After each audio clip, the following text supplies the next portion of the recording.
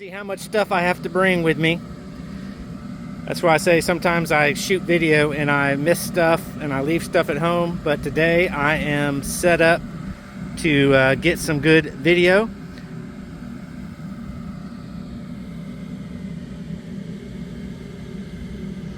I'm back. My Traxxas 2.0 4Tech is back too. In my last video, I'll maybe show us a little bit of snippet of that.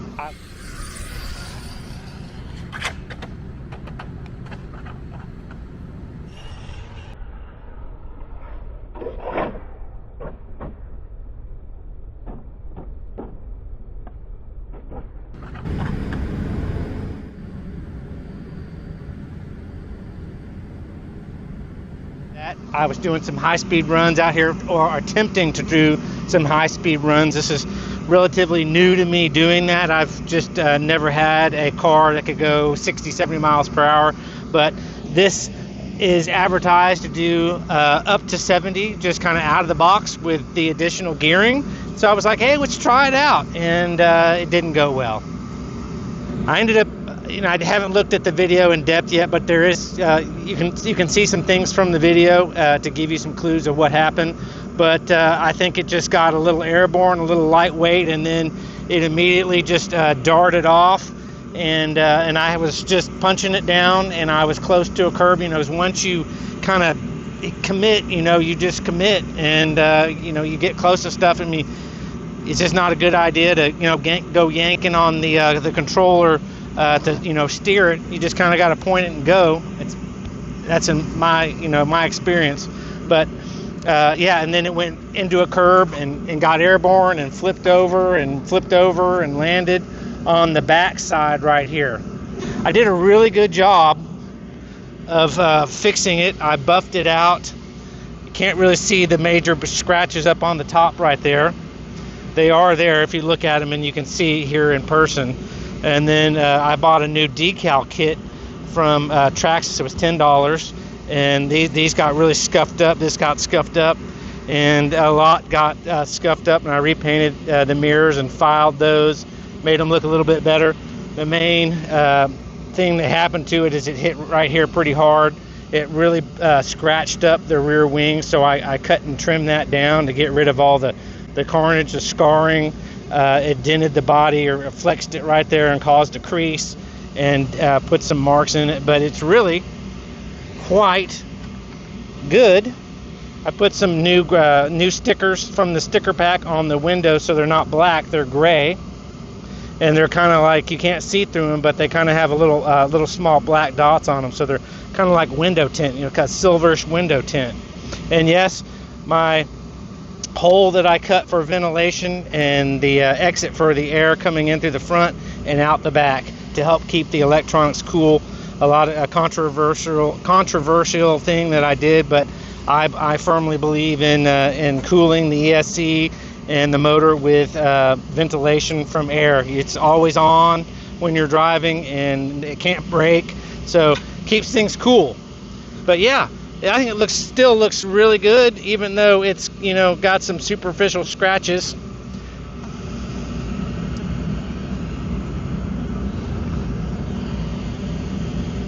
Also too, I added, it might be hard to see in the sun, a little black stripe right there. I think it makes it look cool and kind of outlines the body. As you can see, my Z06 Corvette body. All right, let's get to running today. I'm going to run my 3S battery. I've introduced the 3S battery like 2 videos ago. I was running two S LiPo batteries in all my past videos.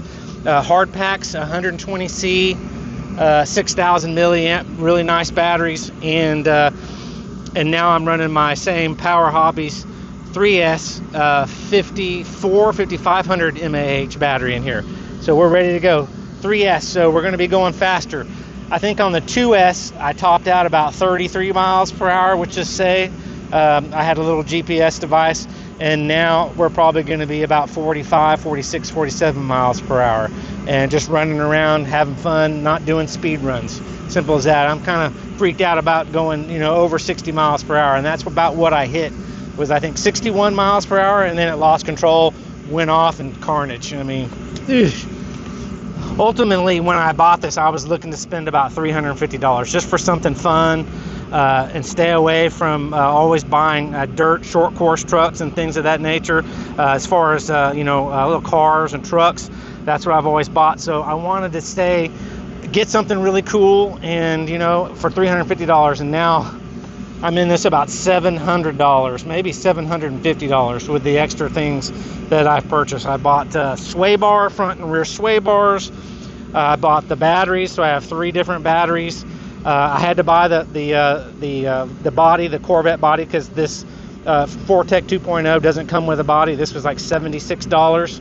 And what else have I done? Put a heat sink on the motor, and because to save shipping, I bought a heat sink for the ESC. Also too, because I crashed that body, I felt really bad. I love how the Traxxas cars look, and trucks and the boats that they have, and how everything looks. They look really real, and they do a really good job. So I felt bad for scratching that up, and I was sitting there with it in my house looking at it going, so I went online and bought a new Corvette Z06 body that I'm probably going to paint like a candy red or a dark maroon with a little bit of sparkle flake in it.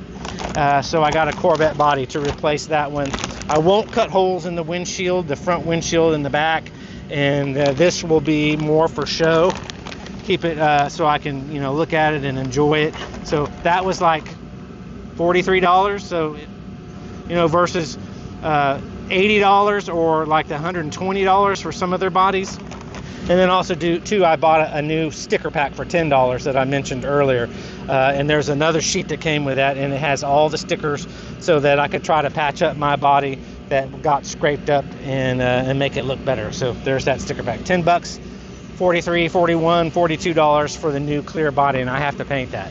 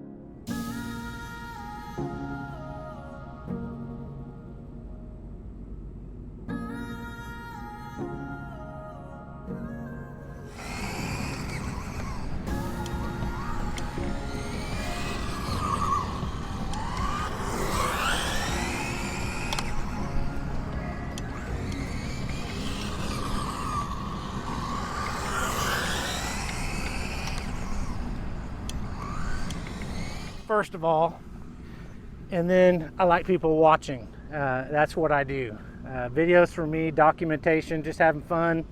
The editing is fun to a point. Negative comments are not fun, But yep, that's part of the game with YouTube.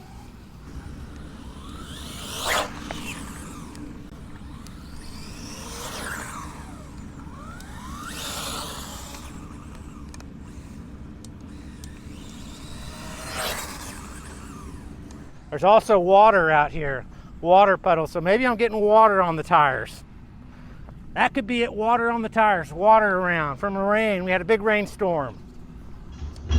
Hey, I'm back inside. Unfortunately, the video that I photographed after, just shooting, the car running around on the concrete out there, out at the location, it didn't get recorded. It's very, very difficult to have all your cameras set up, your mics on, they're all charging, and you've got to, it's very difficult to see the little screens and see if you push the button and it's actually recording. It just happens all the time to me. It's very, very unfortunate, very, very, very frustrating that when this happens. But I'm back home and I can do this inside, but I wanted just to show you obviously, well, I'm not going to do it right now because it's cool, but I've got my heat gun, and after running the vehicle, maybe 50, 60 times back and forth, full throttle, it gets really hot. Even when it's cooler outside, it'll get really, really hot. So I pulled the vehicle over and shot the motor, the ESC, the electronic speed controller, and the heat sink, and everything was between 101 degrees. Well, actually,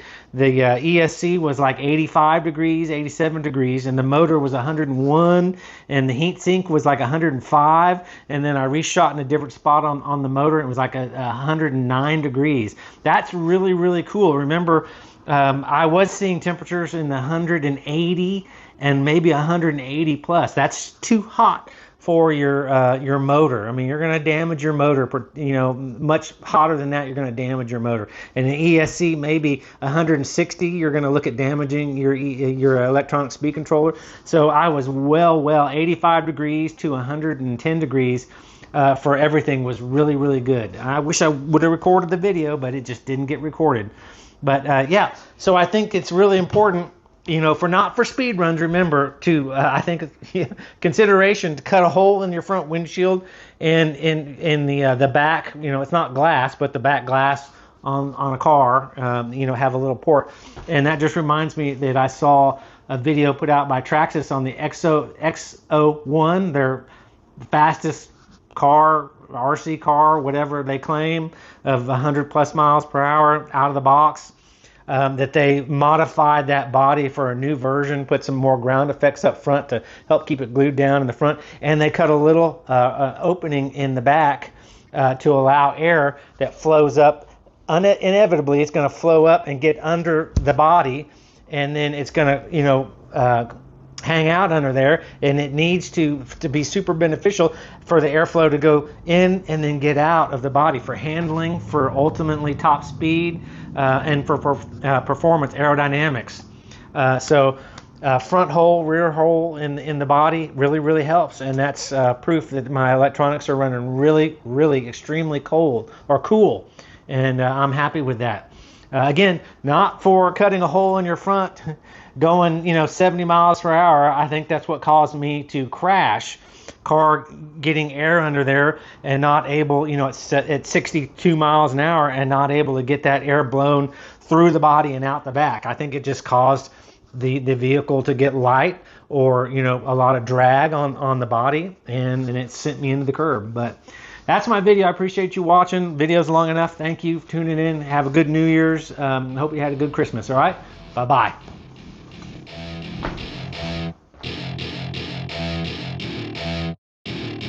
Welcome to my party, we're just getting started.